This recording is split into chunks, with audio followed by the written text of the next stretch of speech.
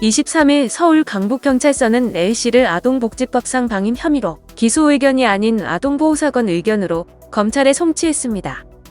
A씨는 몇 달간 쓰레기를 방치한 주거공간에서 아들 B군이 생활하게 한 혐의를 받고 있습니다. A씨의 집을 방문한 외부인이 방 안의 모습을 보고 경찰에 아동학대 의심 신고를 하면서 이 같은 상황이 알려졌습니다.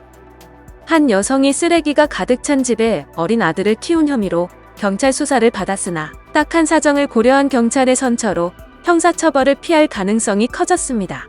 아들을 비위생적인 쓰레기 더미 환경에 둔 것은 사실이지만 건강이 좋지 않은 상황에서 양육을 혼자 책임져야 했고 최선을 다해 아이를 돌보려 했다는 점이 참작된 것입니다.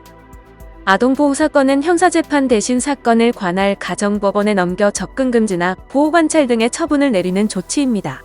다만 검찰이 경찰 의견을 받아들이지 않으면 A씨는 일반적인 절차에 따라 형사재판에 넘겨질 수도 있습니다. 경찰은 A씨를 불러 조사하는 등 자초지종을 확인한 뒤 A씨에게 형사처벌보다는 교화의 기회를 주는 게 바람직하다고 판단했습니다. A씨는 남편의 가정폭력으로 이혼한 뒤 홀로 어린 아들의 양육을 책임지다가 몸과 마음이 모두 피폐해져 집과 아들을 제대로 돌보지 못한 것으로 알려졌습니다.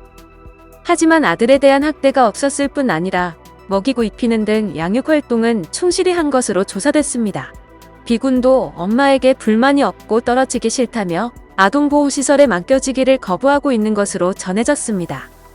경찰은 법원의 임시조치 명령을 받아 일단 B군을 보호시설에 머무르게 했으며 A씨는 경찰에서 모든 혐의를 인정했고 아들과의 분리 결정 직후 집을 치우는 한편 아동보호 전문기관 교육을 받는 등 반성과 개선 의지를 보인 것으로 알려졌습니다.